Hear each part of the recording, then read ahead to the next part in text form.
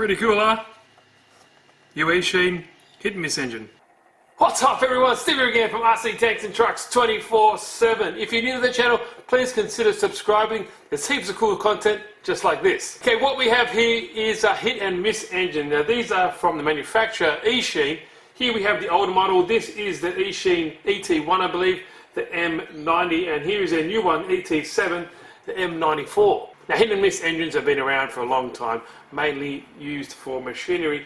But I think I've seen some on some old like tractor equipment and stuff like that, so that'd be pretty cool if you can actually model that up on an RC. Now this one you would have seen on the channel. I'll leave the link down below, or I'll put a little card up here if you want to go check it out. Here's the previous model. It is very cool, got a bit of an explanation how these work, so go check that out if you want. But basically they're really cool little engines. I do like them. I like how it's really mechanical and you can see how it all works. So when you get your new Eachine, you don't get much in the box. You get this and a pull cord if you want to go start it up, but that's about it. Now the engine specs are the same, but when you look at them they are a little bit different. The valve train and stuff on the side is a little bit different there, so even the head, you've got the heat sink on the one on the right compared to the one on the left, but the valve mechanism and stuff like that is very different. You can see on the older model it's up on the top here, but on the new one it's kind of on the side and inbuilt, it kind of goes into that head. It's pretty cool looking.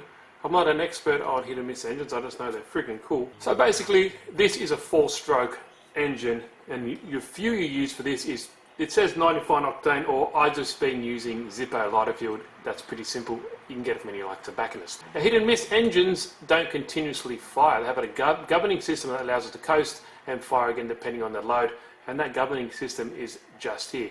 Now when the motor's spinning you'll see it, they'll expand and it pushes against this little mechanism here that opens and closes the exhaust valve, which is just here.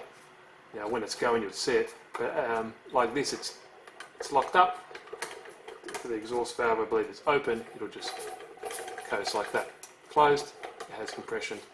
Pretty cool, pretty simple. Check out my other video if you want a bit longer. I don't want this video to go for too long. I'll leave it up here to go check it out. But quickly you have got this huge two flywheels, very nice and heavy to keep that momentum going. Gear set here, crankcase, connecting rod, your piston is up there. You've got 2 huge bearings on the side here to keep it in check. And I noticed on the difference on this one, you've got like a little pulley system here, so you maybe attach it to something for like a generator if you want. Here is your ignition system just here. So that ignition system, that is obviously fed to the spark plug here to keep it all nicely running. On and off switch, and underneath here you have a little door. You have your 3 AA batteries which is required to run it, and your ignition system just here, which is all up in that little box. Pretty easy to get to. It's a nice little case, looks nice on the shelf. Up here we have our cylinder head, our cylinder the ball, you have your cylinder head. This is where you put water in here. Running it for short periods of time, don't really need to worry about it. But if you're running longer periods, just fill that up with water to keep it all nice and cool. There's your valve here, your exhaust valve, your exhaust, your small little carburetor, your cylinder head with your spark plug, leads down to that ignition system, fuel tank, fuel tubing, and that is pretty much it. So let's go turn her on I think, and let's see how she runs. 3 AA batteries, fill that little tank up with some Zippo fuel and start her up. Okay, it's very easy to start. There's a little switch here that activates the ignition system. So this way is off, this way is on. So flick it on, make sure, give it a few little spins clockwise to fill up the carburetor, and you should be go. So it's always clockwise.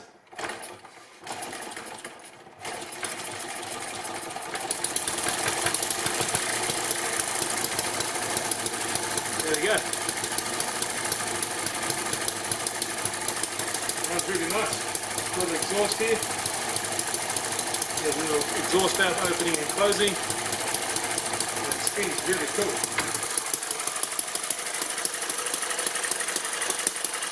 I'm getting closer. I'll put it down. I'll get the camera closer, but it's very quiet too.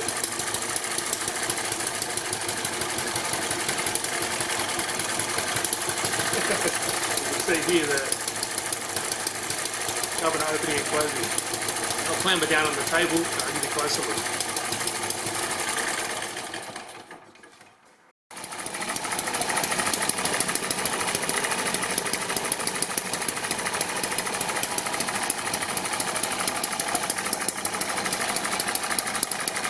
you can see the counterweights there. Opens and closes.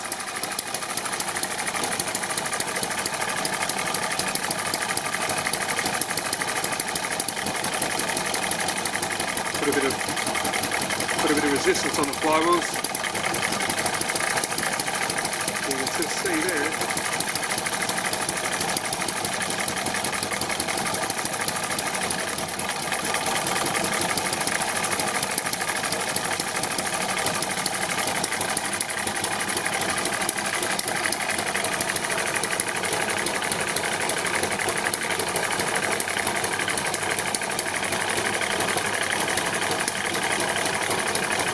Pretty cool, isn't it?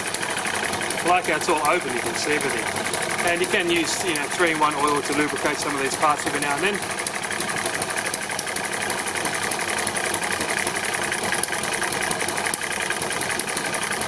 Pretty cool. So you hear hitting and missing. Pretty damn cool. Might be getting low on fuel.